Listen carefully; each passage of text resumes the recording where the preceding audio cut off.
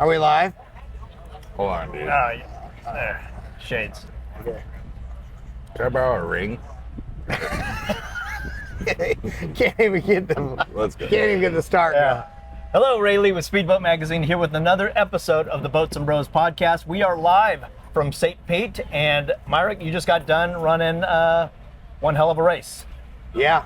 And when we were sitting around here, we're talking about who do we need on the podcast, and I was like, I know a guy, Craig Amptmeyer, that is part of the team and been part of it for a long time, and so we figured we'd have him on there. Nice to have you on, Yeah, Craig. thank you guys.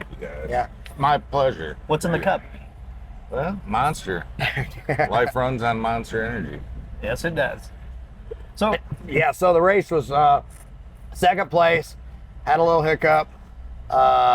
They said on the live stream, big mistake by Monster, but it was literally pushed inside by WHM coming through the left-hander. We were on the inside. He got a little lost. Actually, a cruise ship was exiting the bay, and a lot of the times we'll pick a mark on land. And when we came around there, I go, my mark's gone. And then when the cruise ship pulled in front of my mark, I knew what was happening. And Tyler goes, the buoy's straight ahead. I go, no, we need to go left, and couldn't go left because WHM was there. He just kept pushing us inside. And at that point, just put on the brakes, went around the buoy, because you can't miss a buoy because it's a 1 lap penalty. And if you were to miss that lap, making the race is over. So at that point, did short lap for, I don't know. I think we did our long lap on the first one because you got to do 3 long laps. so explain that. It was a new concept. Yeah, and it was brought out this year. It was pretty cool it to was watch. fun. It made it exciting. It changed it. Yeah. I mean, earlier we're like trying to decide. I mean, the whole crew, Chelsea, Craig, everybody like, so when do you think you need to do it? And so we actually chat GPT. The only thing we didn't put in the chat GPT was what happens if you get inside of Billy Moth on lap 3. We didn't put that in the equation. But anyway, it was cool. Yeah. So the difference is you have 3 buoys that are a half a mile further than your regular turn. So you have to go on the first lap, you have to do it because they want to get a separation from the start. And then we have 12 more laps to go because it's a 13 lap race. Out of them 12 more laps, you have to run 2 long laps in that time. You can choose whenever you want. Yeah. So at that point, we came in around it. Obviously, everybody went long lap. And then we came around lap 2, and Dirty Money, who was in the lead, went long. So we went short to get the clean water, got around, and then we decided to do our long right then. And then when they came out of their short and we came out of the long, we were side by side. Yeah. Billy Moth had done all shorts. So it was kind of like lap traffic because he wasn't in the mix, but he was because he's there. Right. And at that point, the 3 boats coming into the left-hander, I wouldn't know where to go. So, and then when he missed his mark and started going in, and you're stuck outside of him, I mean, Pushed us out. he pushed you out because of the left-hander, but really pushed you in because that's the inside of the course. Sure. So, Yeah. Anyway, it was. I think it's cool too because more lead changes and everything else. I mean, Yeah. But like what we're trying to do is wait a little while and try to gain some Yeah. seconds. Yeah, right. Yeah, because at that point, so then since we got caught inside, Dirty Money got around both of us, Billy and us. So then they were back in the lead, and we're in second. I mean, at that point, we're about, 10 seconds by the time we got up to speed because they motored right around us because we were like totally off the gas. Got back in the course, did it, and they did another long lap. So we did a short lap. Yeah. So literally, we're in second place looks like we're in the lead. Right. Yeah. But we got clean water. So what does everybody usually say about a boat race? It's a race to one. And why did that guy win by so much? Because he had clean water. You know, it was like, well, we got clean water now, so let's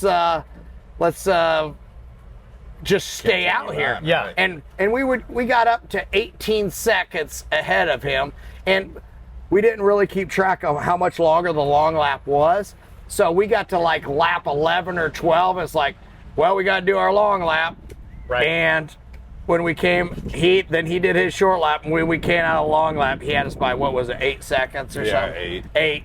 So at that point, we have one lap to make up 8 seconds, and we were pretty much running the same lap times as Dirty Money. Yeah. So, yeah. So what was that like as on the comms as part of the crew? Well, I kind of got mixed up a little bit sometimes because, like, you know, you're doing long and short, and I don't know. It's cool that the lead changes were different, but like to keep track of everything, you got to get used to it a little bit, I think. So how did you guys keep track of what laps are at? It was actually, they keep track of laps, and we would tell them, because they literally probably can't even see us down there, can you? No. So we just like long lap, and you know, that literally you're going to go 13 times around. Yeah. So. And everybody's got to do long laps. Yeah. So, and everybody has to do the same amount. So you're still traveling the same distance. It's just if you can get to the clean water and take advantage of it, because get out there, get some seconds on. Yeah. You know, whoever you're in front of, try to keep gaining that lead. Sure. And then take that long lap. How did you guys decide when to do the long laps? Was it just Chat GPT? No, in the cockpit. Well, we were. Was it? No, we know about where we were going to do our first one,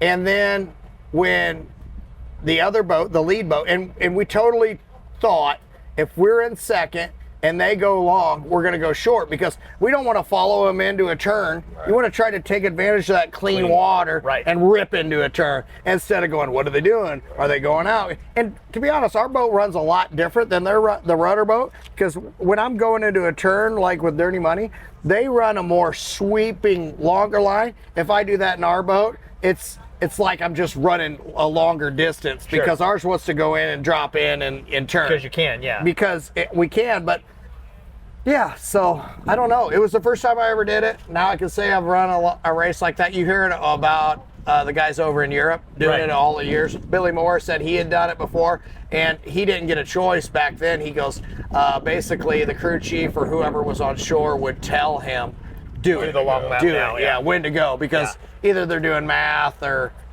you know, whatever, why to decide to do it. But they only did one lap over there. We had to do long lap to create a longer run to turn one to try to get some separation. Sure. Because, and we jumped out. WHM really jumped out on the start, and not jump to like jump the gun, but when you all hit the throttles, the boats accelerate differently.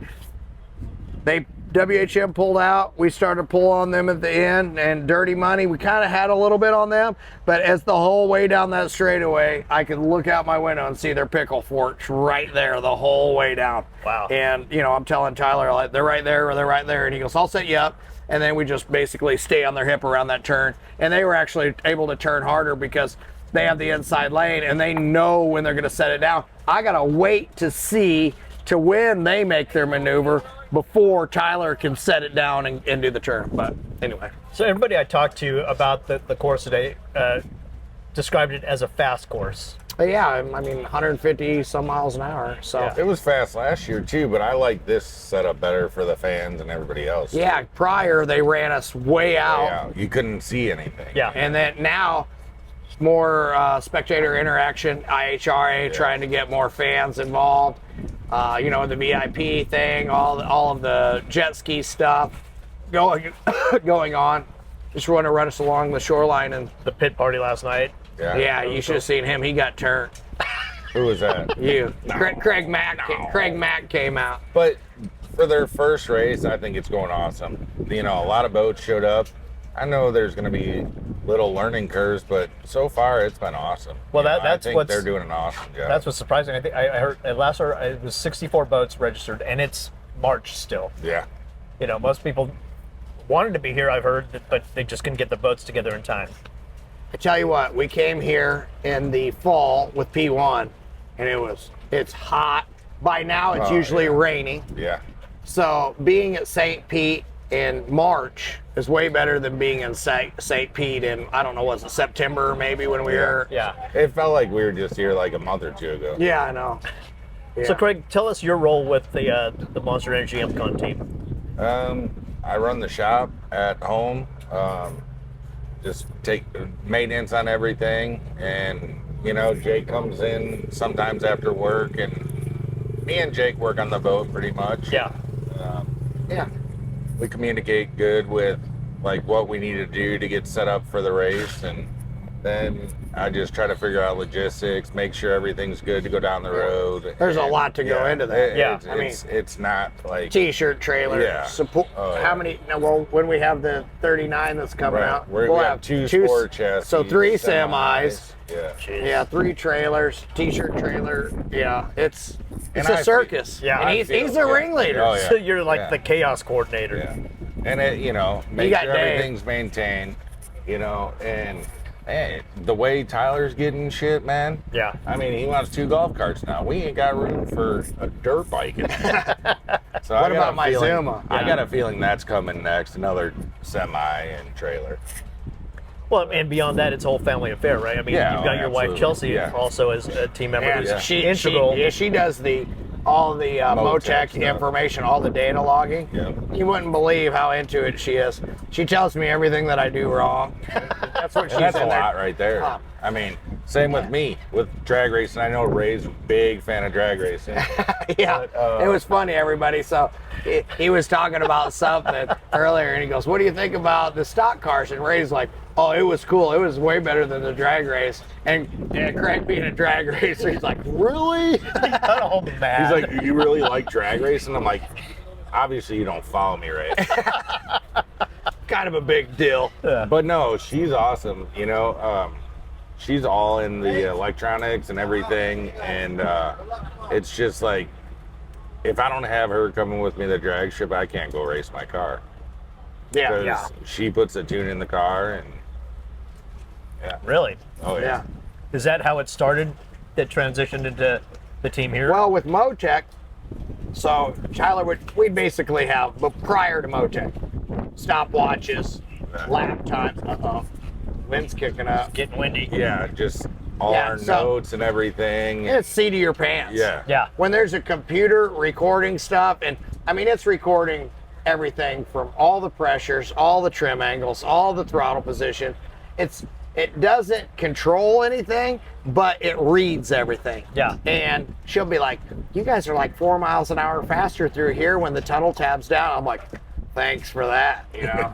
Fuck, Tyler, I always call Johnny Tablinson, but I think it's like, I don't know, the nickname I could make for Tyler Tablinson maybe, but No, a weapon. yeah. But anyway, it's information that I don't always like to hear it, because it's like,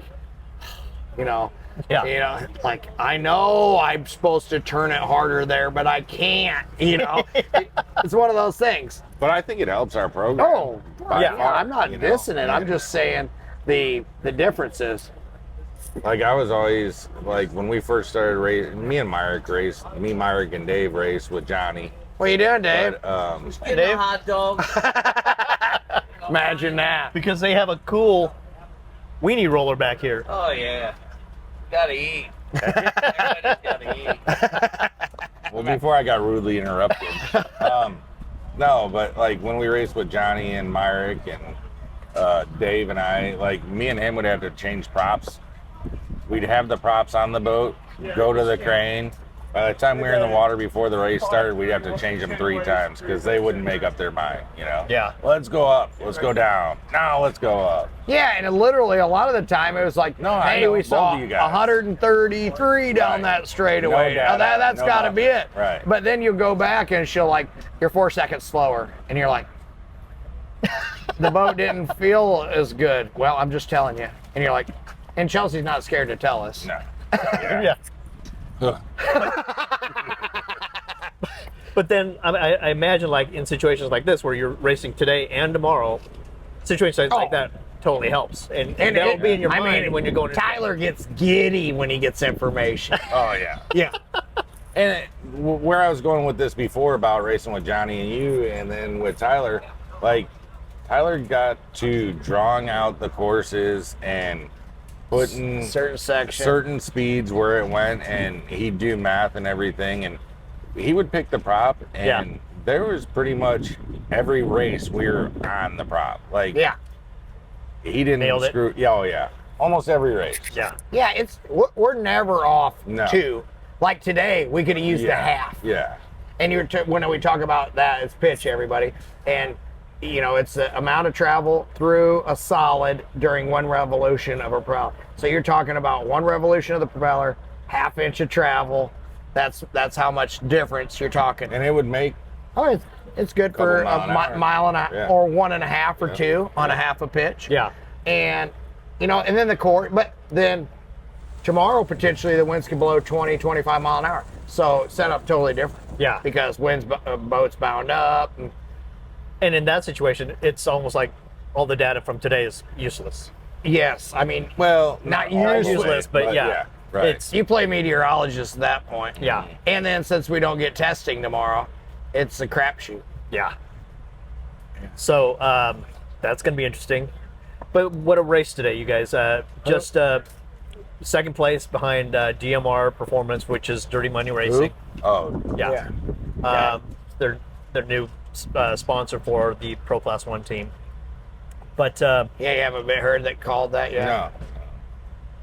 Been busy, man. Trying to, get shit rolling, dude. Literally. I don't just sit in a chair like you and eat Milky Ways upside down. Don't eat your Milky Way upside down, anybody. what does that mean? He likes the veins.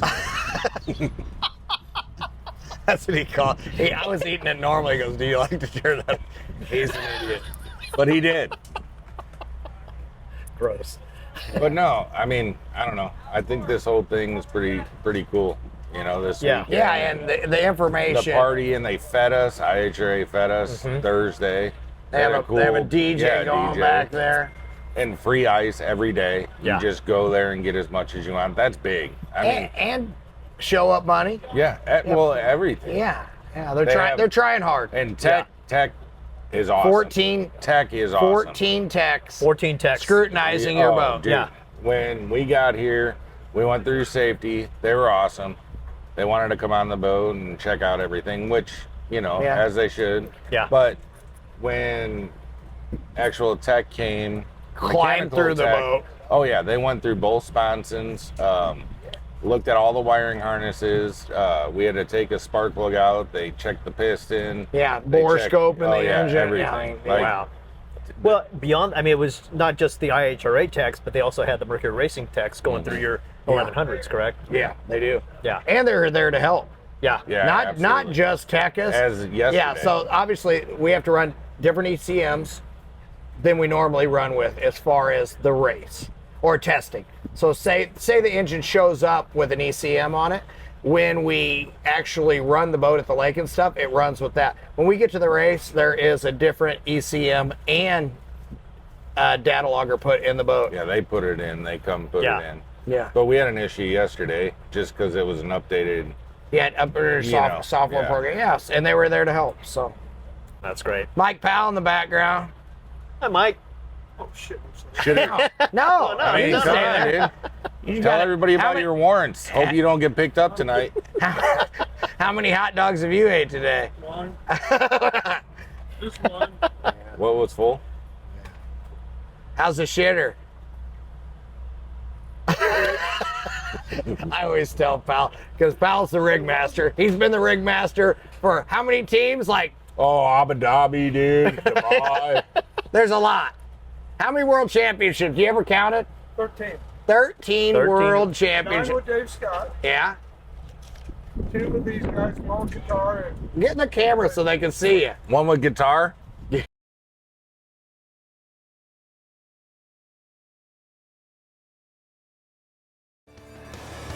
This podcast is powered by Speedboat Magazine. Subscribe now at speedboat.com for 9 power-packed current issues a year direct to your mailbox.